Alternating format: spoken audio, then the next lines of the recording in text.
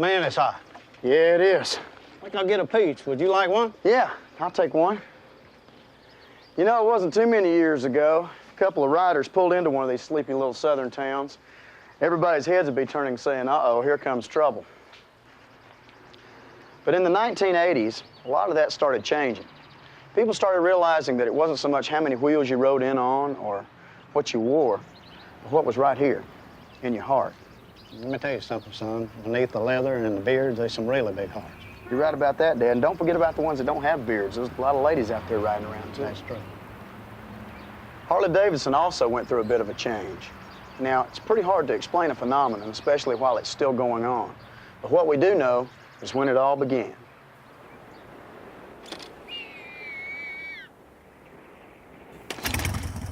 In 1981, a group of executives and family members bought Harley-Davidson back from AMF. It was a risky move only a dedicated few would take.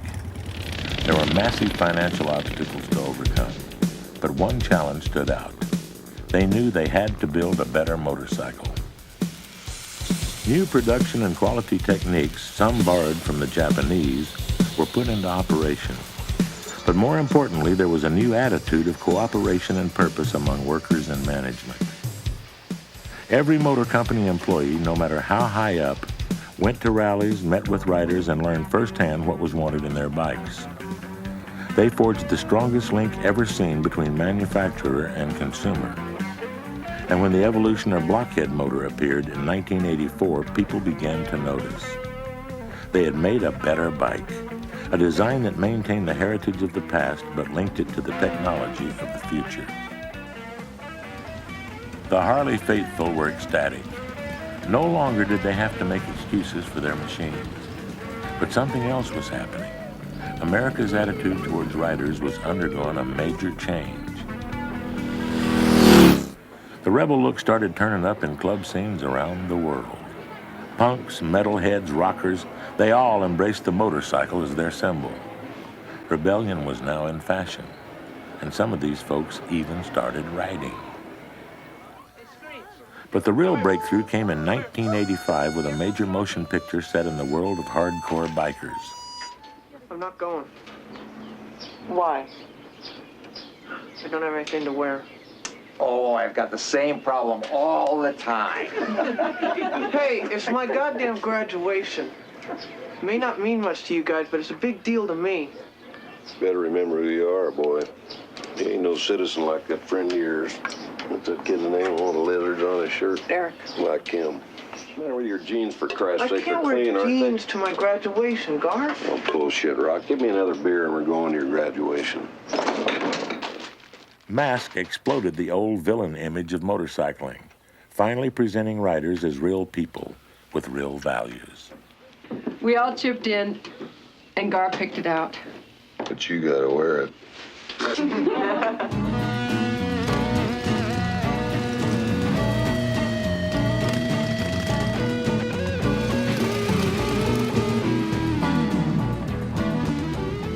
With the negative stigmas at last removed, people from all walks of life began discovering the joys of motorcycling. And no one benefited more from this new attitude than Harley-Davidson. At a time when the motorcycle market was shrinking, Harley sales skyrocketed. In just 10 years, Harley-Davidson went from the brink of bankruptcy to become the most successful motorcycle company in the world. This was an amazing turnaround, one that only added to the mystique. Rallies such as this in the tiny town of Sturgis, South Dakota, reached record levels of attendance, drawing hundreds of thousands of riders from all over the globe. From all social and economic backgrounds, they shared one thing in common, a passion for the American motorcycle. Perché Harley Davidson ha visto me e io ho visto lei. Perché mi sono innamorato come una donna. Dove vedi tante donne, la più bella, la più fatta bene, la più affascinante. When you're on a Harley, you participate more with the nature, and nature is very much present in your country. 子供の頃、やっぱりアメリカのハーレー・ダビッドソンを見てとってもかっこいいと思いました。Harley-Davidson's rock and roll and cowboys. I guess it's probably the only three uniquely American things that we've ever exported. Harleys are Americana, all right. They are an American tradition. And if there's a little bit of rebel involved, well, that's an American tradition too. Just ask James Dean or Robert E. Lee or even George Washington. But that's only part of the appeal. Motorcycling is a joy that can be shared by all generations in all parts of the world. It's exhilarating, cathartic, a powerful release from the stress and regimentation of modern life. For some, it's even become a spiritual experience. Driving's kind of like breathing, see? You can't think too much about it. Now, the greater your rapport with the vehicle, the greater the joy. Okay. Take my bike. Why do I have a hog? I could get from A to B in a station wagon, a minivan, a moped, right? But for me, a Harley-Davidson, that's the ultimate driving machine. I think, therefore I do. I can go 50, boom, boom, I'm going 50. I like the smell of the exhaust, I like the rumble. I lean into a curve, she's there for me. This is interesting. This is very interesting. Yeah, things have definitely gotten interesting. I doubt Bill Harley and the old Davidson boys ever imagined their people movers would be moving people in quite this way.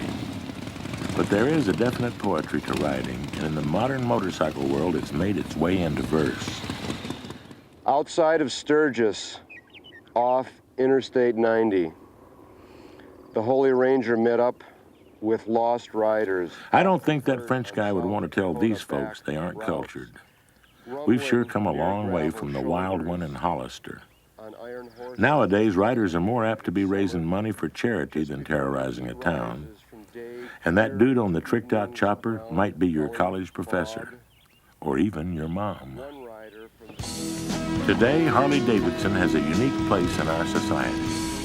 For those who don't ride, it's a reaffirmation of our ability to adapt and achieve. A powerful example of tradition serving progress. A standard of success for American industry.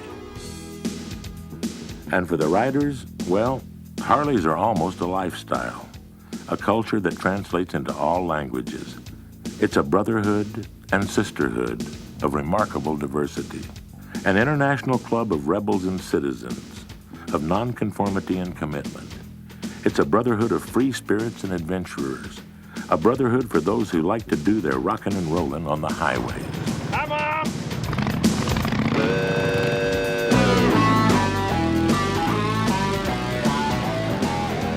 Today's riders are part of an international heritage that began over 100 years ago. Sharing the dream, feeling the freedom, riding into motorcycling's second century.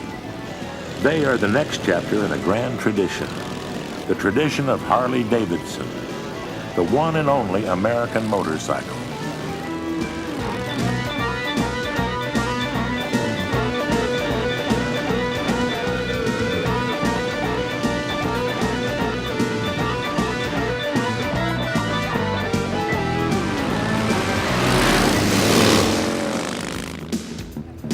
It's truly an adventure. It's not just getting from A to B. If you go on an automotive vacation, it's when are we going to get there? If you go on a motorcycle vacation, it's, God, this is great to be out here. I am a biker, you know. I feel good when I drive the bike. I also have the Ducati, Moto Guzzi, BMW, you know. My love is drive bike. There's a place you have to get quiet sometimes to work. And if I can't find that quiet place, I get on my bike. Running, swimming, riding bikes, riding horses, riding motorbikes, driving trucks, or just getting out in your sports car or driving your family car down the road. It's all the same attitude. I think it's a search for freedom. We used to drive along, go across country and everything, and I'd be looking at in the rearview mirror, and all these bikers are coming out, and I said, oh my God, here they come. And my wife would say, oh God, get out the 44 Magnum, honey. You know, and the kids are saying, Daddy, boy, that looks like fun. I said, yeah, just don't look at them. Don't look at them. Now, I go up next to cars, I go, hi, how you doing? They go, oh Lord, he's gonna eat me alive. But it's not that way. I hope the sport remains fun, F-U-N. That's all important. And These things look neat, they sound good, and they're an absolute blast to ride, and I hope that goes on forever, and I think it will. We would talk to our old man about Harleys, because he used to ride around town with Eddie Cochran and Gene Vincent around Hollywood. And we always talked about getting bikes, and unfortunately he passed away before we could do that. So this is kind of a dream come true for us. Girls like them. That's amazing, of course. Every time I buy the motorcycle, the Harley-Davidson, I sold, I buy, I sold, you know, it's my fever. It's a feeling, and you have to do it to feel it.